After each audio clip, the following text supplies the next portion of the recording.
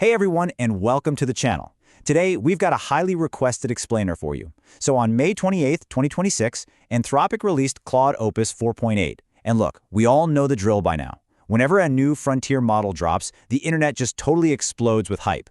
But in this explainer, we're cutting right through all that noise. We're going to break down the actual real-world behavioral upgrades of Opus 4.8, look at how it practically functions, and detail exactly how you need to change up your workflow to get the absolute most out of it. Okay, let's dive into this, because here's the burning question we all inevitably ask when a new model hits the market. Do higher benchmarks actually mean a better AI? Every single time a new iteration comes out, those marketing charts look absolutely pristine, right? The numbers literally always go up. But there's often this massive discrepancy between those flawless, objective benchmarks and our actual, everyday coding frustrations. I mean, an AI might score 95% on a standardized test, but if it just randomly gives up on your specific software project halfway through, well, those benchmarks don't mean a whole lot, do they?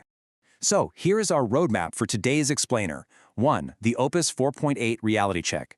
2. Radical honesty and self-correction. 3. Mastering the effort slider. 4. Dynamic workflows at scale. 5. Opus 4.8 versus competitors. And 6. New rules for prompting.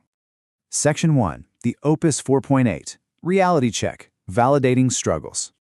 To really appreciate what's new here, we first need to validate the struggles you've likely been having. Because if you are feeling pretty frustrated with the previous iteration, let me tell you, you are definitely not alone. A lot of folks were genuinely unhappy with Opus 4.7. Community feedback was loud and clear. It often felt lazy, and it had a habit of giving up on tasks way too early.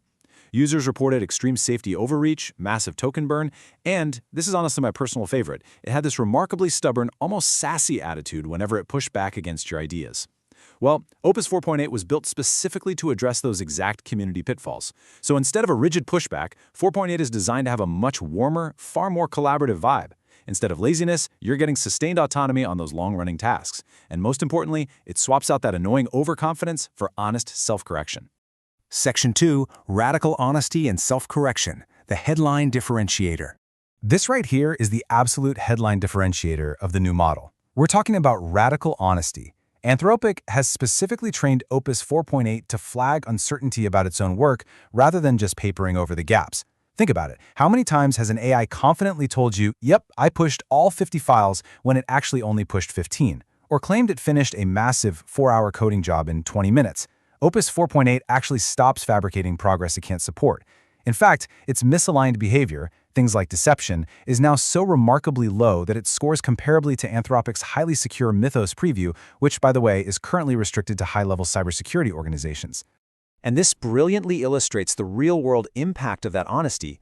Opus 4.8 brings an almost 4 times reduction in silent coding failures compared to 4.7. It is literally 4 times less likely to let a flaw in its own code pass without actively waving a flag and telling you, hey, something's wrong here. If you are building autonomous agents, this level of honesty is a total game changer.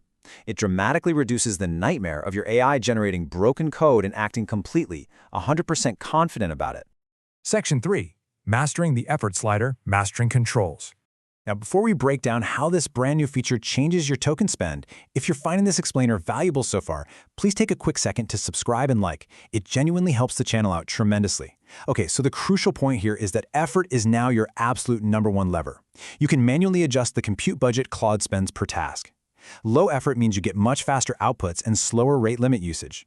High is the default setting, and it actually uses about the same token count as 4.7 standard mode, but it scores better. But here's the fun part. If you push it up to X high or max, you unlock significantly deeper reasoning for your absolute hardest problems. This completely stops the AI from over-engineering simple tasks when it's on low and prevents it from underthinking complex ones when cranked all the way up to max. Furthermore, when you optimize for speed, fast mode now runs at 2.5 times the speed of previous models. That's a huge bump. It's also really worth noting the economics here. Fast mode is roughly 3 times cheaper than fast inference on prior Opus models, sitting right at $10 input and $50 output per million tokens. Meanwhile, the regular standard pricing stays totally flat at $5 input and $25 output. Section 4. Dynamic Workflows at Scale, Orchestration at Scale. Let's move to this next concept and see how this builds into even larger projects. Dynamic workflows are a brand new feature available for Claude Code Enterprise, Team, and Max plans. And honestly, this completely elevates the model from your standard, step-by-step agentic coding into massive orchestration. With dynamic workflows, Claude can actually plan out work and spin up hundreds of parallel subagents in a single session. This means it's capable of handling code-based scale migrations across hundreds of thousands of lines of code all at once. So it's not just a coding assistant anymore. It's practically acting as a project manager. And for all the developers out there using the API, they've added some seriously crucial flexibility.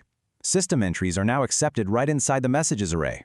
What does that mean for you? It means you can dynamically update Claude's core instructions mid-task.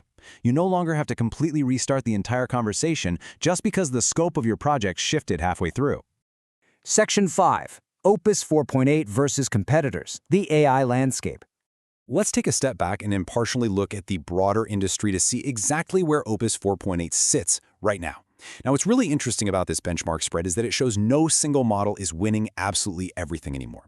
Looking at the SWE bench row, Opus 4.8 clearly leads the pack in real-world software engineering with a 69.2%. However, GPT 5.5 remains basically unbeatable in pure contest math, scoring a perfect 100% on AME 2025. And if you look at graduate-level science on the GPQA, Gemini 3.1 Pro actually takes the crown there at 94.3%. So the takeaway? All of these models are incredibly powerful, but they are heavily specializing. When we weigh the real trade-offs objectively, Opus 4.8's value lies entirely in being a trustworthy, self-correcting collaborator for massive dynamic workflows. But we have to admit, it absolutely lacks certain features that competitors have. It's text-only, while Gemini 3.1 Pro can natively generate animated SVGs and handle video. Opus 4.8 also requires external tools for code execution, whereas GPT 5.5's Codex can just run code in sandbox environments automatically. So Opus isn't trying to win every single raw capability test out there. It's optimizing entirely for reliability and high-stakes knowledge work. Section 6. New rules for prompting. Actionable practice. So, knowing all of this theory, let's transition into actionable practice. Because if you fail to adapt your prompting strategy, you're going to completely miss out on these behavioral upgrades. Step 1. Tell it exactly what to do rather than giving it a list of what not to do. Negative prompting is just much less effective here. Step 2. Give the why context behind your instructions. Opus acts highly curious now. Don't just say, don't use M-dashes. Instead, say, I want this to match my personal writing style, and I never use M-dashes. Giving it context really grounds its instructions. And step 3, actively tweak that effort lever. If you open Claude and just start typing without adjusting effort based on the task's complexity, you are definitely doing it wrong.